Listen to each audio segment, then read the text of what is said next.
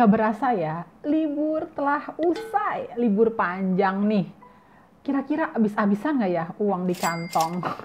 Gara-gara libur lebaran yang berlangsung 2 minggu lebih nih, sampai dengan awal Mei. Wah, Mei pasti terkena imbasnya nih. Perasaan gairah pertama kali masuk di bulan Mei ini, setelah libur panjang juga rasanya menurun. Terus juga mau begini begitu rasanya galau. Mending iya atau enggak ya? Mana cuaca lagi panas, terus aduh badan lagi nono rasanya nih. Aduh pokoknya bulan Mei kayaknya sedikit meragukan nih. Dan kabarnya nih panas bumi akan terus berkepanjangan sampai dengan Agustus 2023. Waduh gawat deh. Sampai Agustus, sampai Gosman. Wah, gawat. Bener-bener deh. Mau ngapain nih 3 bulan ke depan nih? Pusing deh. Jadi gimana nih Mei setelah libur panjang lebaran? Kira-kira bisnis masih bergairah nggak ya? Apakah boleh mulai bisnis? Dan juga kira-kira usaha yang jalan bakal tutup nggak ya? Karena perasaan banyak juga nih usaha yang gede-gede mulai bertutup-tutupan. Alias mulai berjatuhan. Sebelum lanjut, jangan lupa ya, klik tombol like, share, dan subscribe. Hai teman-teman, apa kabar? Udah masuk ke Mei nih, kita harus mulai lebih semangat supaya Mei jangan sampai masalah nih. Oke deh, kali ini saya akan membahas waspada elemen api dan air di bulan Mei 2023. Soal masalah bisnis, masih banyak nih bisnis-bisnis besar yang berjatuhan. Perusahaan besar internasional juga kabarnya banyak yang gulung tikar. Lihat nih, Tupperware sudah mulai menurun nilai sahamnya dan terancam gulung tikar. Aduh, serem banget ya. Setelah di awal tahun banyak usaha besar yang berjatuhan, dilanjutkan lagi nih, mulai masuk ke kuartal kedua. Jangan-jangan banyak juga nih perusahaan besar yang akan menyusul atau usaha yang kecil-kecil juga menyusul. Wah. Yang pasti di bulan Mei ini harus waspada elemen air. Kenapa? Tupperware berpeluang gulung tikar dan terancam bangkrut. Karena plastik juga merupakan elemen air loh. Cek loh, usaha kalian merupakan elemen air atau enggak? Apa aja sih yang termasuk elemen air? Di antaranya minyak, gas bumi, air itu sendiri, distribusi, travel, bank, event organizer, dan semua yang sifatnya mengalir seperti air. Mau mengalir seperti uang, aliran barang, dan lain sebagainya. Ada juga nih elemen yang masuk air, diantaranya selain air adalah kaca. Plastik harus waspada di tahun 2023 ini karena ada peluang lagi over energy. Banyak hal yang diinginkan tidak mudah terlaksana, jadi hanya sekedar ide atau juga banyak ide tenaga kurang. Mau begini begitu tapi nggak ada yang jalanin, akhirnya nggak bisa jalan deh. Dan akhirnya membuat usaha semakin terpuruk dan berpeluang tidak stabil nih. Hati-hati juga, masuk ke Mei ini banyak usaha yang berpeluang masalah. Lihat di grafik Jenny Feng Shui Calendar 2023, lihat deh. Grafiknya bulan Mei dari April bagus, Mei mulai menurun. Dan ini juga harus diwaspadai bidang lain selain bidang air. Di antaranya adalah elemen api. Dan juga di bulan Mei ini memang bulannya bulan api.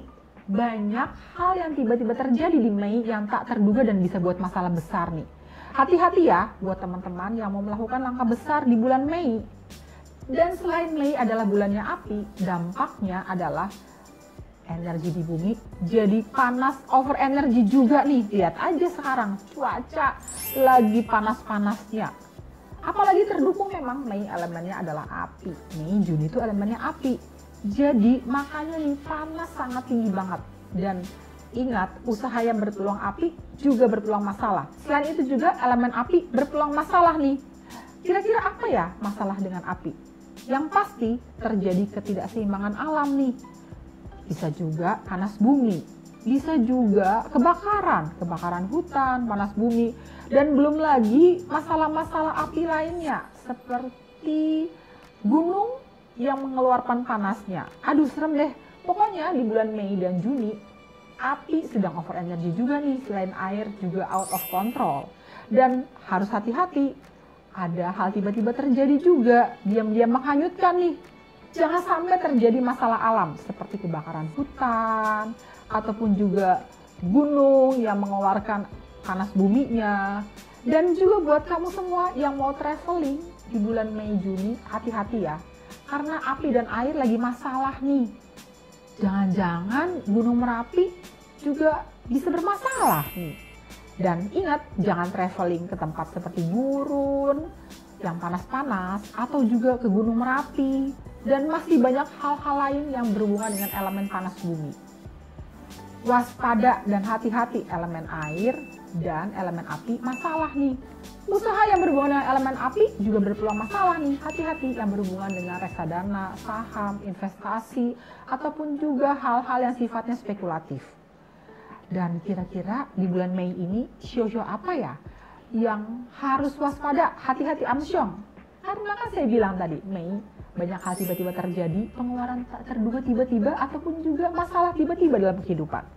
Harus hati-hati dan waspada nih, banyak sio yang harus waspada. Catat ya, di antaranya sio monyet, sio macan, sio ular, sio ayam, dan juga sio kuda. Wah, banyak juga nih sio yang harus waspada. Kalau gitu mendingan Mei jangan ngapa-ngapain deh.